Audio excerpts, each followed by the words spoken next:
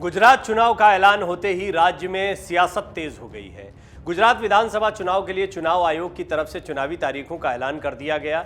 गुजरात की कुल 182 विधानसभा सीटों के लिए 2 चरणों में मतदान होगा। पहले 89 विधानसभा सीटों के लिए 1 दिसंबर और अगले 93 सीटों के लिए 5 दिसंबर यानी 2 चरणों में मतदान होगा। हिमाचल प्रदेश में टिकट वितरण के बाद से ही भारतीय जनता पार्टी को अंतर्विरोध का सामना करना पड़ रहा है। ऐसा ही दोहराव गुजरात में नहीं देखने को मिले, इसके लिए भाजपा फूंक फूंक कर कदम रख रही है।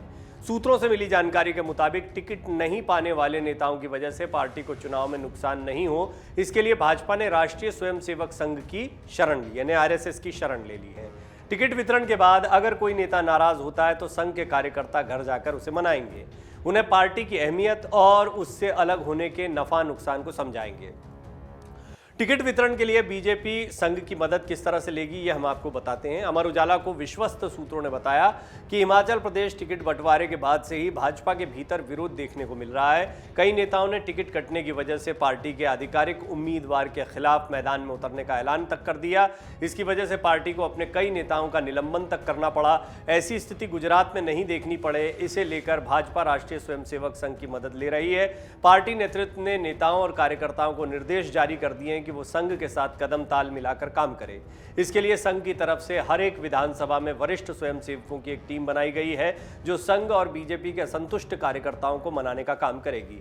हालांकि इस टीम की भूमिका टिकटों के ऐलान के बाद और बढ़ जाएगी, क्योंकि फिलहाल ये टीम इतने सालों से सत्ता में रही पार्टी के लिए तैयार हुए एंटी इनकम्बेंसी या नाराज कार्यकर्ता जिनके कार्य नहीं हो पाए हैं, उन्हें पार्टी के दोबारा नजदीक लाने का प्रयास कर रही है। अब यही टीम टिकट बंटवारे के बाद जब टिकट पाने से चूके नेताओं और कार्यकर्ताओं की नाराजगी बढ़ जाएगी तो उन्हें मनाने में लग जाएगी। गुजरात आरएसएस के एक पदाधिकारी ने नाम न बताने के अनुरोध पर अमर उजाला से कहा कि इसका पूरा खाका पहले से तैयार किया जा चुका है, जिसमें संघ के कार्यकर्ता इन नेताओं के घर और उनसे जुड़े कार्यकर्ताओं के घर घर जाकर उन्हें पार्टी की अहमियत और उससे अलग होने के नफे नुकसान को समझाएंगे। जिन्हें टिकट नहीं मिल पाएगा, ऐसे दावेदार अगर पाला बदलकर विरोधी पार्टी में खड़े हो जाएं तो उन्हें समझा बुझाकर बिठाने की जिम्मेदारी अंदर खाने संघ के वरिष्ठ स्वयंसेवकों को सौंपी जा रही है, ताकि वो पार्टी के उम्मीदवार के खिलाफ परेशानी न खड़ी करें और पार्टी के आधिकारिक प्रत्याशी के पक्ष में प्रचार करने के लिए तैयार हो जाएं। 6000 स्वयंसेवक मैदान में इस काम के लिए उतर रहे हैं। राष्ट्रीय स्वयंसेवक संघ ने 1 साल पहले ही जमीनी तौर पर चुनाव की तैयारियां शुरू कर दी थी। संघ ने चुनाव को ध्यान में रखते हुए गुजरात को 2 हिस्सों में बांटा है। एक क्षेत्र का मुख्यालय अहमदाबाद तो दूसरे क्षेत्र का मुख्यालय सौराष्ट्र बनाया गया है। प्रदेश की एक एक विधानसभा क्षेत्र में संघ ने 30 से 40 लोगों को दायित्व सौंपा है। पूरे गुजरात में लगभग 6000 से ज्यादा स्वयंसेवकों को अलग अलग चुनावी काम सौंपे गए हैं। सभी स्वयंसेवक अपने अपने क्षेत्रों में लोगों को उनके मताधिकार के प्रति जागरूक करने का अभियान शुरू कर चुके हैं। संघ के वरिष्ठ और पुराने कार्यकर्ता क्षेत्र के बुजुर्ग, युवा और महिला मतदाता के बीच जाकर मौजूदा सरकार और सत्ताधारी पार्टी के काम गिनाने में जुट गए हैं। गुजरात में आम आदमी पार्टी की वजह से बीजेपी की परेशानी बढ़ी है। बीजेपी के पास चुनौतियां हैं। यही वजह है कि बीजेपी अपने पुराने पैटर्न को जो अभी तक चलता आया है उसको तोड़ते हुए कई विधायकों के टिकट काट सकती है। ये इस पर पूरी एक स्पेशल रिपोर्ट हमने आपको दिखाई है। ये एक बड़ा डिसीजन है जो इस बार गुजरात में बीजेपी ले सकती है। बेशक 24 सालों से भाजपा की सरकार है गुजरात में।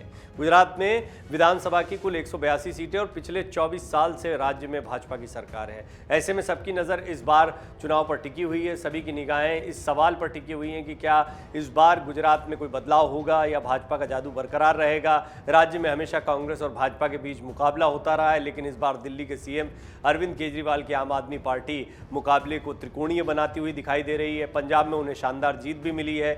आम आदमी पार्टी एकदम नए जोश के साथ गुजरात चुनाव में उतरी है, जिससे कांग्रेस और भाजपा की मुश्किलें बढ़ गई हैं। लिहाजा बीजेपी ने अब अपने पैटर्न में काफ़ी बदलाव करने का विचार किया है और जो अभी उनके एग्जिस्टिंग विधायक हैं उनके टिकट काटे जा सकते हैं। ये एक बहुत बड़ी खबर है जो गुजरात से आ रही है और इसके बाद में नाराज़गी बहुत लोगों में बढ़ेगी, क्योंकि जिन जिन के टिकट कटेंगे उनके समर्थक या वो नाराज़ हो सकते हैं और जो भी बीजेपी के नए कैंडिडेट होंगे उनके खिलाफ खड़े हो सकते हैं, उनके खिलाफ कार्य कर सकते हैं। तो ऐसे में बीजेपी को नुकसान हो सकता है। इसी नुकसान से बचाने की जिम्मेदारी संघ को दी गई है और ये एक बहुत ही बड़ा कदम होगा, क्योंकि आम आदमी पार्टी का भी एक पैटर्न रहा है, ज़मीन से जुड़े जुड़े हुए लोग, आम लोगों के बीच काम करने वाले लोग, ऐसे लोगों को टिकट पंजाब में दिया गया था। कोई मैकेनिक था, कोई बहुत छोटा काम करता था। इन लोगों ने जब चुनाव जीते या ये लोग जब चुनावी मैदान में खड़े हुए तो इस चीज़ को जमकर भुनाया गया था। इस बार बहुत मुमकिन है कि बीजेपी भी इस कार्ड को खेलती दिखाई दे, क्योंकि इसी तरह से आम आदमी पार्टी को भी अपने जितने उम्मीदवार हैं कुछ इसी तरह से चुनने होंगे।